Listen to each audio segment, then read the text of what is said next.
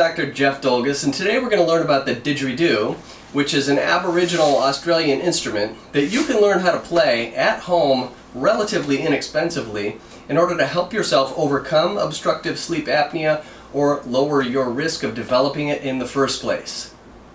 Obstructive sleep apnea is a very common condition, and the tools that we have to treat it these days are pretty limited.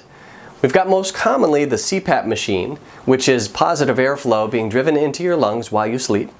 You've got mandibular advancement devices, which are like retainers that hold your jaw forward in an effort to keep the tongue out of the throat.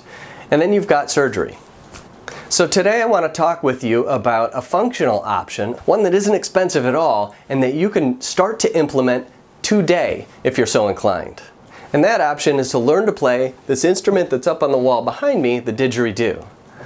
A study from the British Medical Journal in 2012 showed that people who played, actually I think it was 2006, it showed that people who played the Didgeridoo and practiced for 30 minutes a day for about a month experienced a significant decrease in their AHI, which is their apnea-hypopnea index, and they also noticed that there were fewer complaints from their partner about snoring during sleep. So let's get my Didgeridoo off the wall here. Now I have 3 Didgeridoos. This is the first one that I bought, and I keep it on the wall in my office because it's fairly decorative and it's a nice conversation piece, especially with patients who do suffer from sleep apnea. I bought this Didgeridoo from guitarcenter.com. It was shipped directly to the local store here. It took about a week, and it cost me about 39 bucks.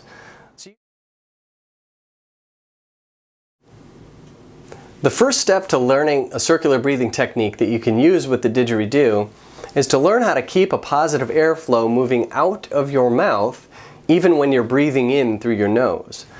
Now the way that you do this is you would collect air in your cheeks and then express the air out of your cheeks while you're breathing in through your nose. So it would look like this.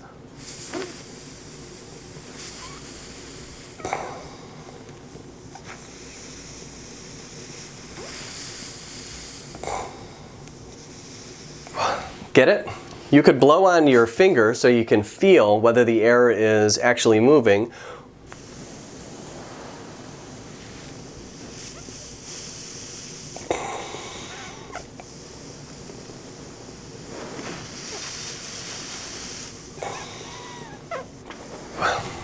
So that's the basics of the keeping air moving out of your mouth even though you're breathing in through your nose.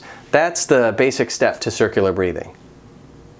Now the second thing you have to do in order to be able to produce a sound, the sound that you need, the vibration that you need to play this instrument, you have to be able to make a vibration with your lips.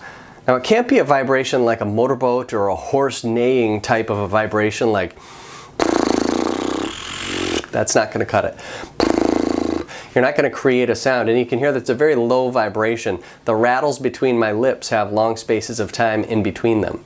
It has to be something a little tighter, not quite so tight as if you're playing a bugle, but tight enough that you can produce a sound. So it'd be more like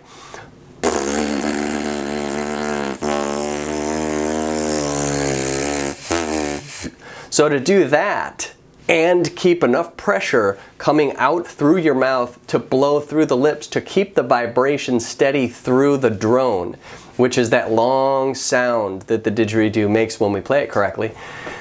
It takes a lot of skill and practice and time to develop the muscles in the throat and the tongue and the breathing muscles, including the diaphragm, in order to be able to keep the air flowing and create that continuous sound, that drone. So what I'm going to suggest to you is first, go to guitarcenter.com. I'll leave a link below. Buy yourself a Didgeridoo. Get it shipped to your house and start practicing.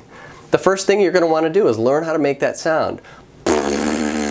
It takes a little while. It took me a long time to do it. It's just like we learn it when we're babies though. We make those little raspberry sounds when we're infants and everybody loves it.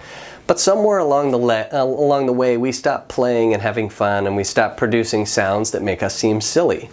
And maybe it's time for us to get silly again. The second thing that I want you to do is practice at least 5 minutes a day. So every day, put in a little bit of practice just creating that sound. Just make the sound.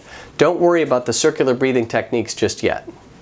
Once you get really good at making that sound between the lips and that vibration through the instrument, and it becomes just easy for you to make that vibration, and you start to notice that you're able to create a sound even with only a little bit of pressure coming through your mouth and your cheeks, then you can start working on the circular breathing. Now with the circular breathing, it's going to take a little while for you to develop this. Like I said, I've had this didgeridoo for about a year. I haven't practiced by any means every day, but I've practiced it enough to where I can produce a drone and hold it for a good period of time. And once you get to that point and you start working on your circular breathing techniques, practice doing that drone with the circular breathing in between for a period of time. Set yourself a goal, like a minute. So just do a drone for a minute. And you wouldn't be able to breathe out for a minute usually, but then you can extend that time. As long as you're taking breaths in between, theoretically you should be able to play that drone almost indefinitely. One of the most important parts of this for me is that you're able to have some fun while you try to improve your health. I'll post videos here and there as I learn new techniques and rhythms, and I hope you learn some as well. And I hope the people in your household enjoy your didgeridoo playing just as much as the people in my household have. If you've enjoyed this video, please don't forget to hit subscribe below. I'm Dr. Jeff Dolgus, and I'll see you next time.